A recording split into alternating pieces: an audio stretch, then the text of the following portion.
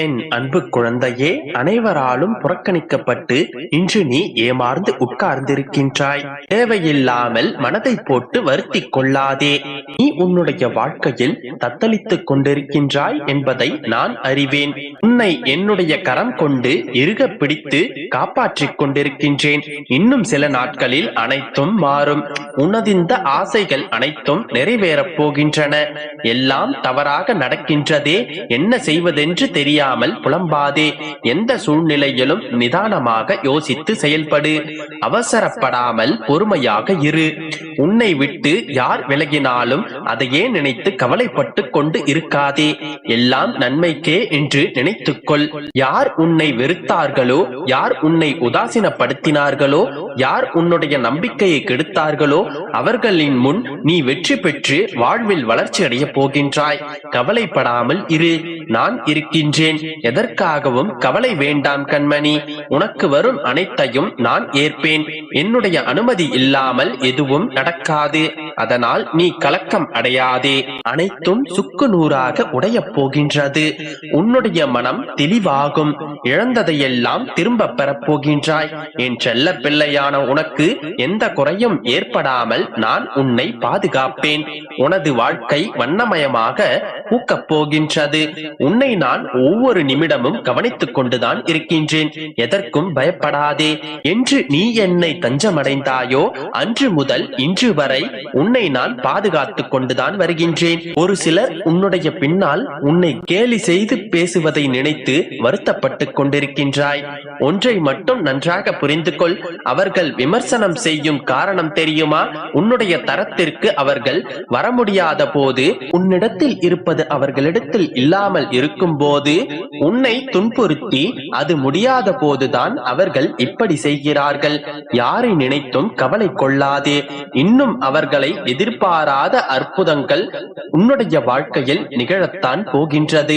என் வார்த்தைகள் மீது நம்பிக்கை வை. நீ என்னுடைய உயிரான குழந்தை. நீதான் என்னுடைய உலகம். உன்னை முதுகில் குத்துபவர்களை கண்டு வேதனை கொள்ளாதே. போர்க்களத்தில் புறமுதுகை காட்டுபவர்கள் வீரர்கள் அல்ல.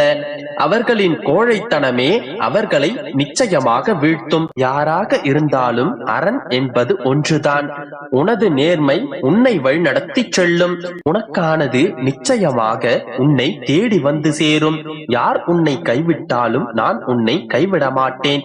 நீ கவலைப்படாமல் இரு. உனக்காக நான் இருக்கின்றேன். பயப்படாதே குழந்தையே. இந்த கடினமான சோதனை காலத்தில் நீ சற்று சோர்ந்து போய்தான் இருக்கின்றாய். என் குழந்தையே, உன்னுடைய முகம் கலையிழந்து இருப்பதை என்னால் பார்க்க முடியவில்லை குழந்தையே.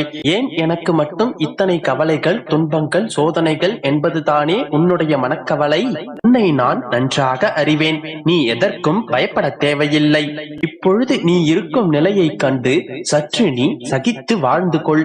பிறகு உனக்கு என்ன தேவை என்பதை நான் பார்த்துக் கொள்கிறேன். முதலில் நிகழும் சூழல்களை புரிந்து கொள். அதற்கு ஏற்றவாறு நடந்து கொள். இப்படியே தான் கூறுகிறீர்கள் அப்பா.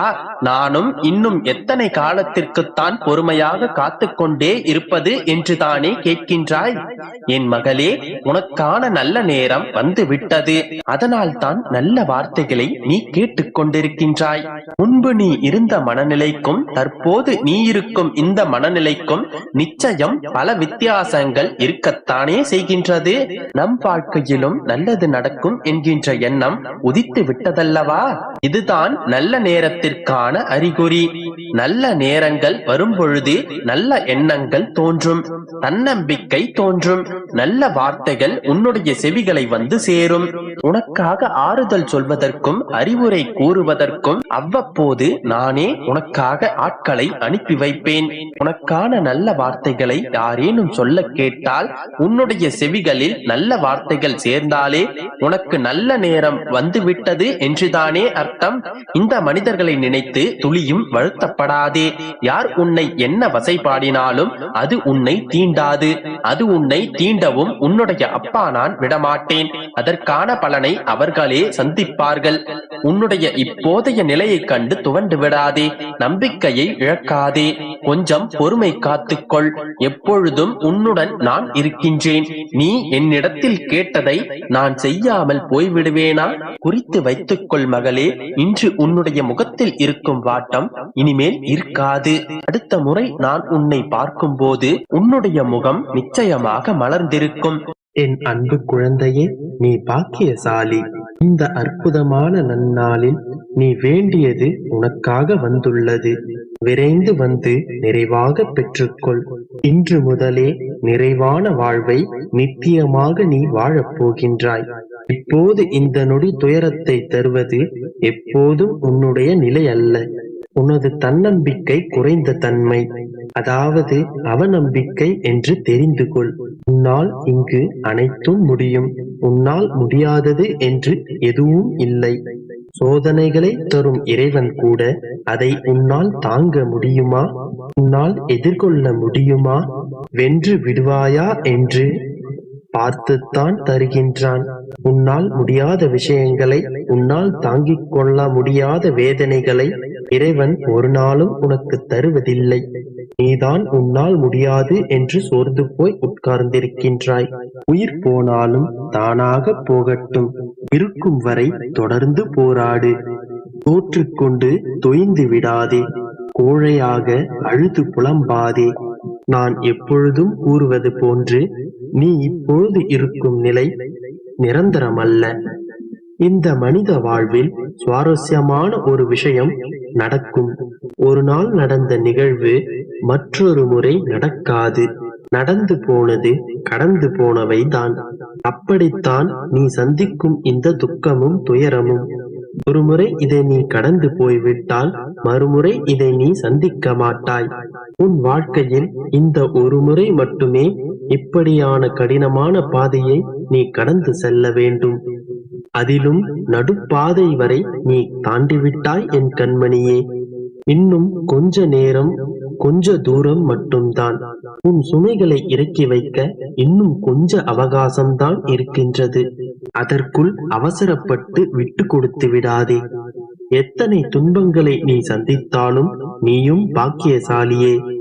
எப்படி என்றால், சோதனைகளை சகித்துக் கொள்பவன் பாக்கியசாலிதான். ஏனென்றால் சோதனை காலத்தில் நான் அவனோடு நிறைந்திருப்பேன். பிரச்சனைகளை எதிர்கொண்டு போராட தயாராகுபவன் பாக்கியவான். யுத்த களத்தில் அவன் சார்பாக நானே நிற்பேன். வாழ்க்கையில் இழிவுபடும் நேரத்தில் சகித்துக் கொள்ளும் தன்மையை கொண்ட நீ பாக்கியசாலிதான். இப்பொழுது புரிகின்றதா? நீ பட்ட அவமானங்களும் கஷ்டங்களும் வீண் போகவில்லை. எல்லாம் புண்ணியங்களாக உன் கணக்கில் சேர்த்து வைக்கப்படும். பொறுமையும் அமைதியும் சகிப்புத்தன்மை உள்ள அனைவரும் பாக்கியசாலிகள் தான். அவரவருக்கான பாக்கியங்களை அவரவர்கள் சேர்த்து கொண்டுதான் இருக்கின்றார்கள். இந்த வாழ்க்கை சில சமயங்களில் நீ விரும்பியதை தருவதில்லை. காரணம், நீ அதற்காக தகுதியானவன் என்பதற்கில்லை.